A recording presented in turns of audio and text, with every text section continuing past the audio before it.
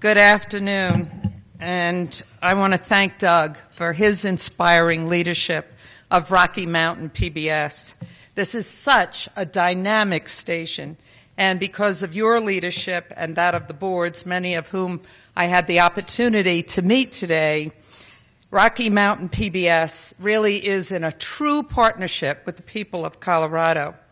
Now, I was very pleased when Doug invited me to speak at this NewsMakers lunch for several reasons. First, so I could really have an opportunity to congratulate Lily and Ashley and Kara, the Be More honorees.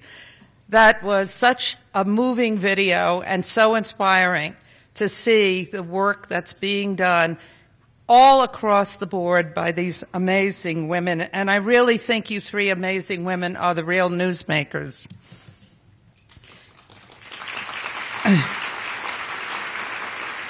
I also wanted to come back to Colorado to visit the place where I left most of my money for 4 years. My son went to college here. And during that time, I did get to travel throughout this beautiful state, so it's great to be back.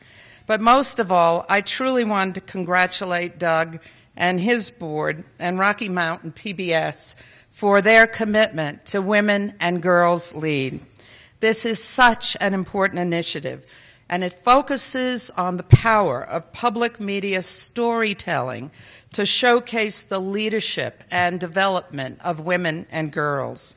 And as Doug said, I serve as the chairman of Women and Girls Lead for the National Advisory Board, and so really happy to see so many of Rocky Mountain PBS Women and Girls Lead Advisory Board members here today.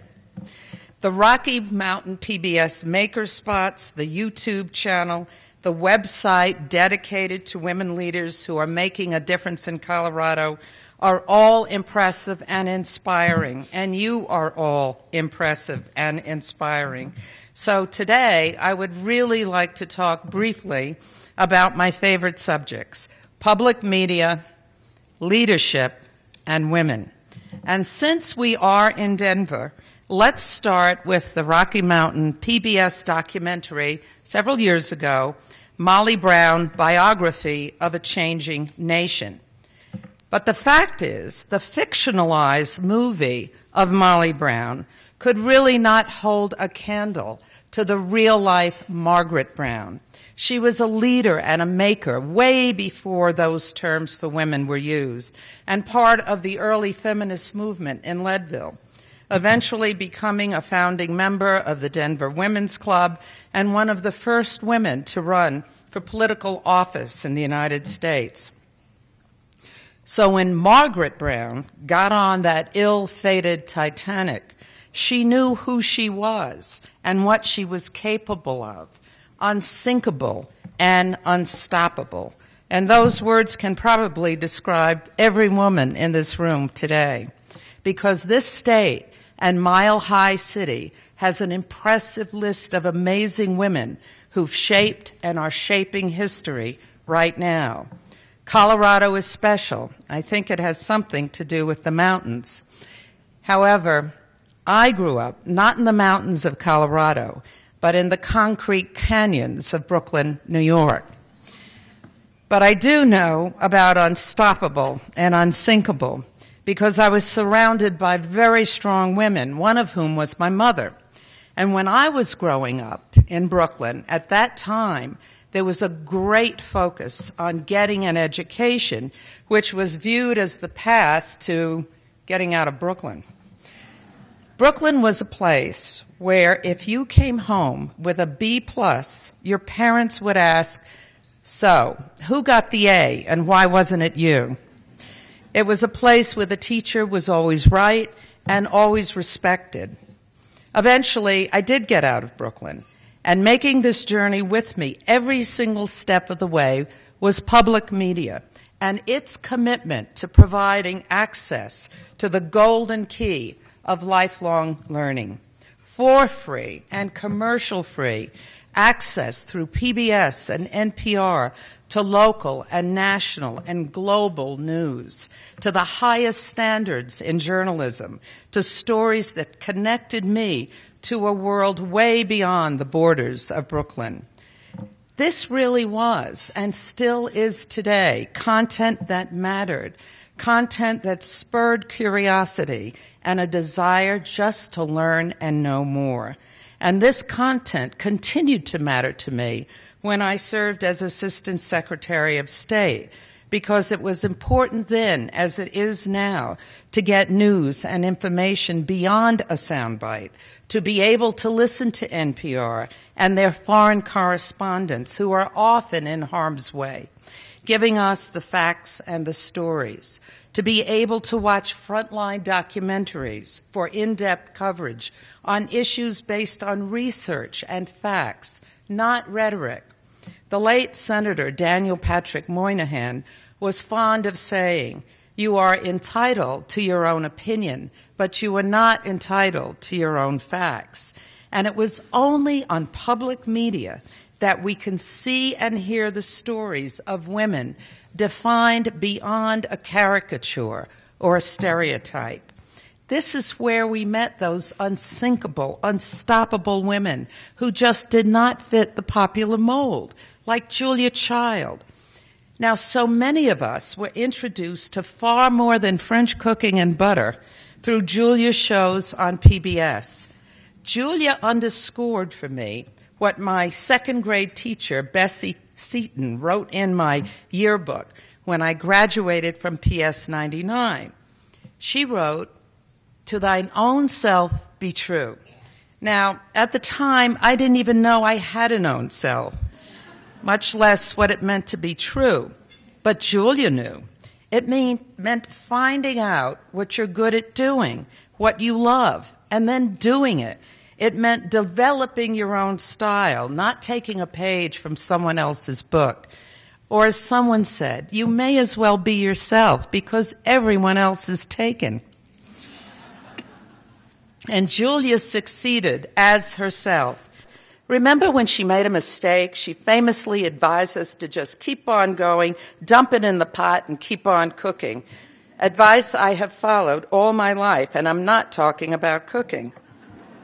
The fact was, public media was always committed to telling our stories in an authentic way, whether through real life or fictional characters, such as the PBS Jane Austen series, which attracted a new generation of young women who connected to Austen's heroines and the financial challenges they faced in a world where women were always just one marriage away from financial disaster, and the only career choice was that of governess.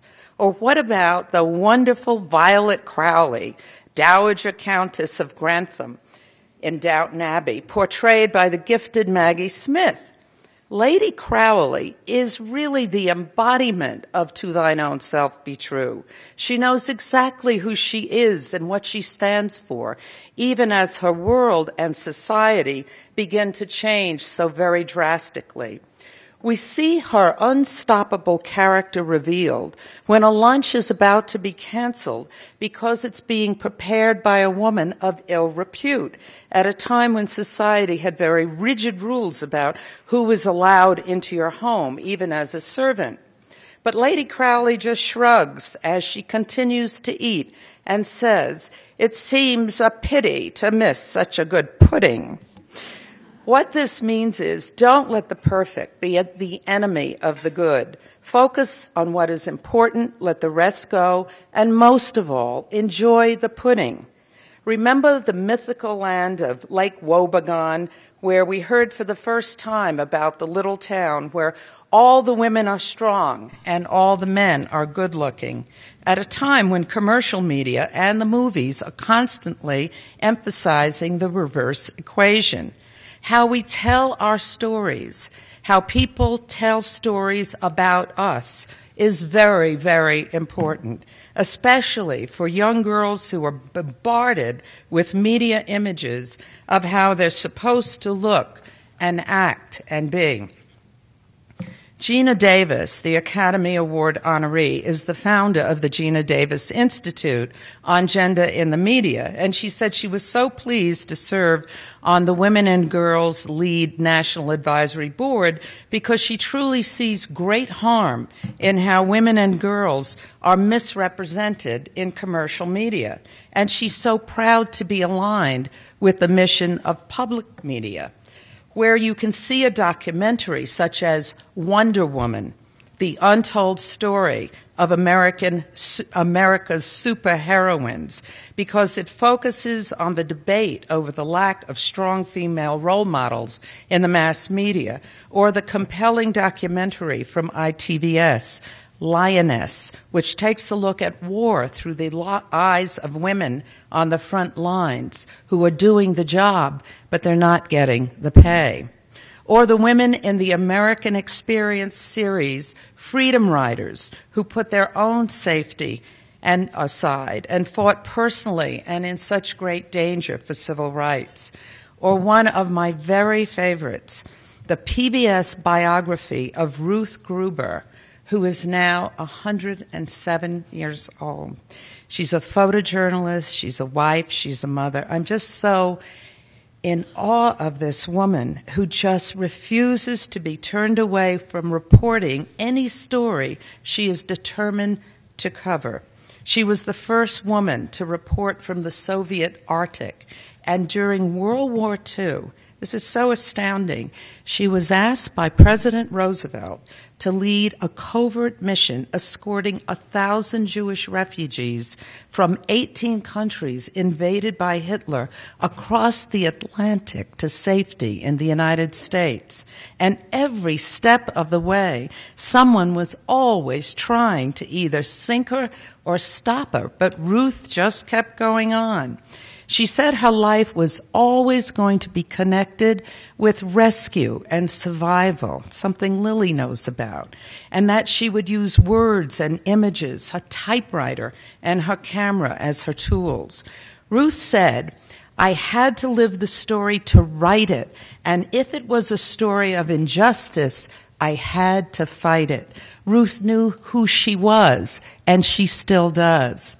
My two daughters learned more about living a life of integrity through watching Ruth's story than they ever could on a diet of housewives of wherever, or the saga of Honey Boo Boo.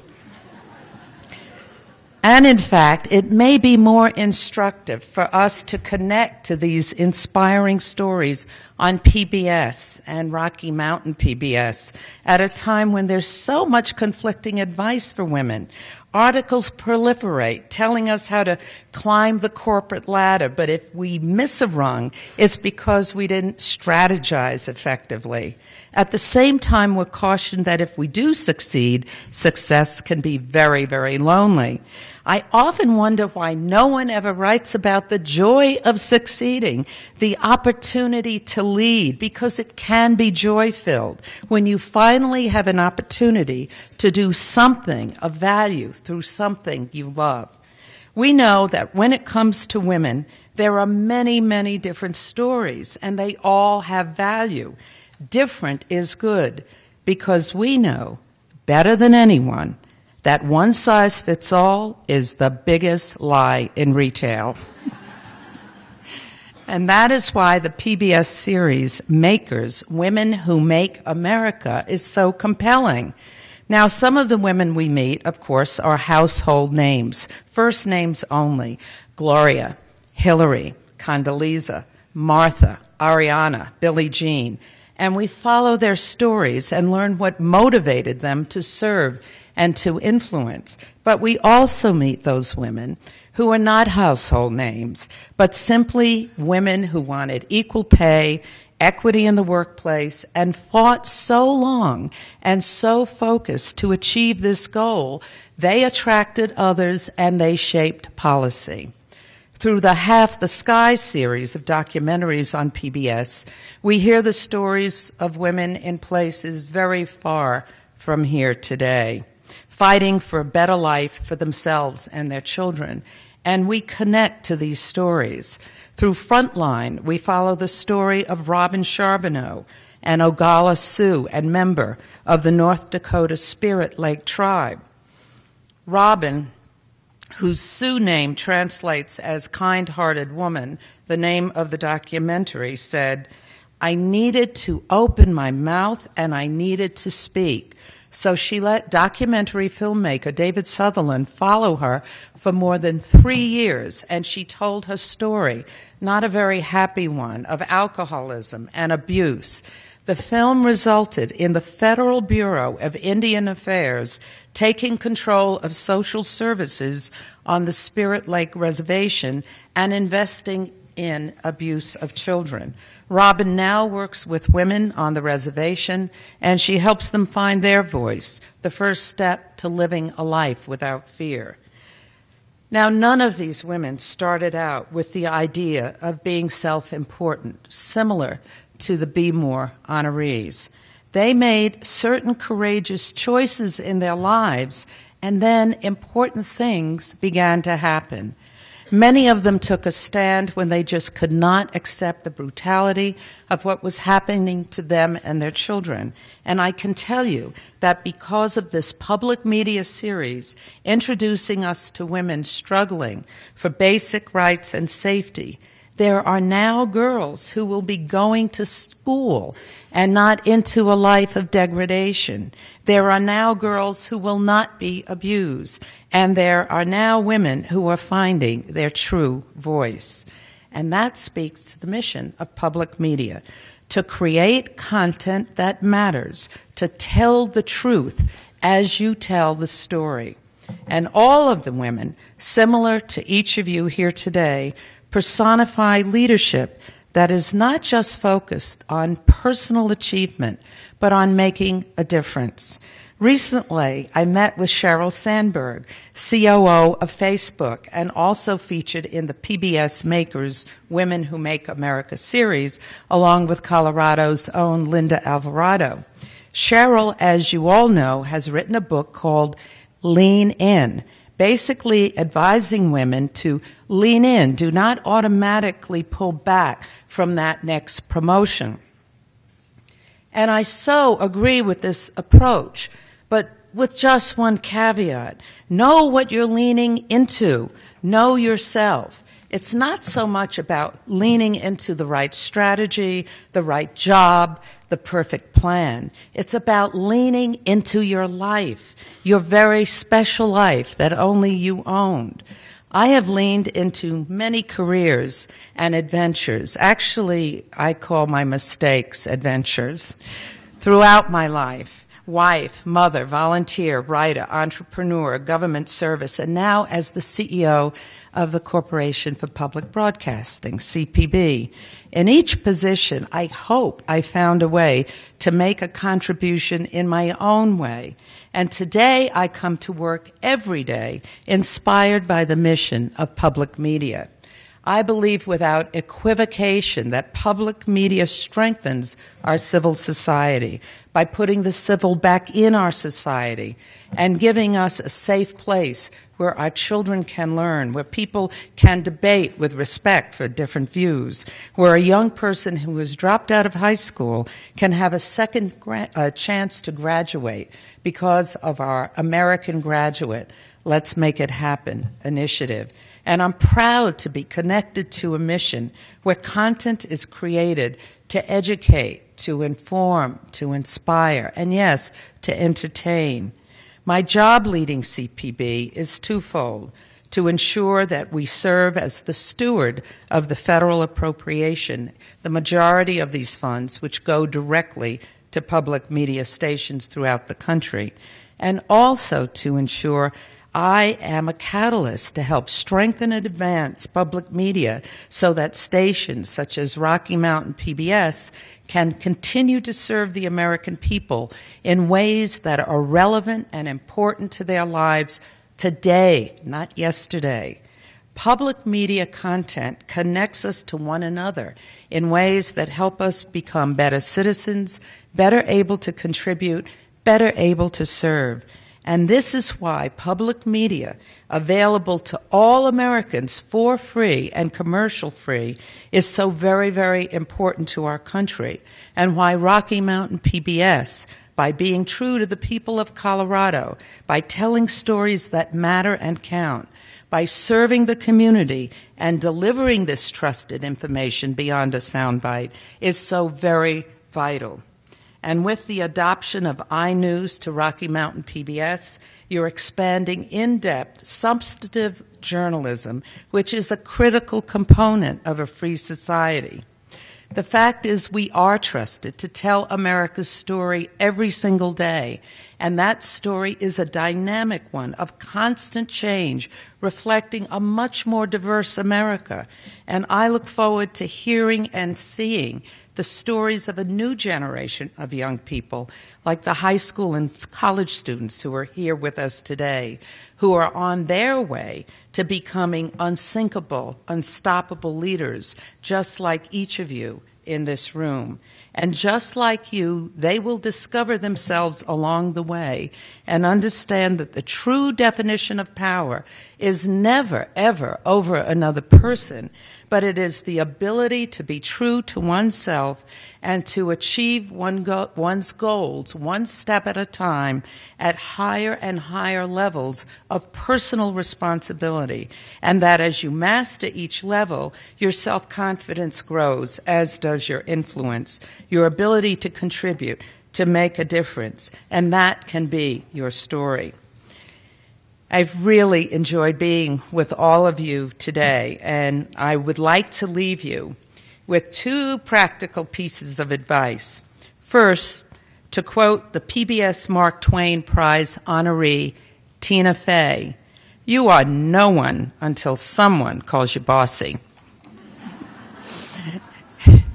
And my own personal favorite, which gets me started on challenging days: if you don't have time to smell the roses, do what I do. Have them delivered. You're worth it. Thank you, and thank you for your support of Rocky Mountain PBS. Thank you.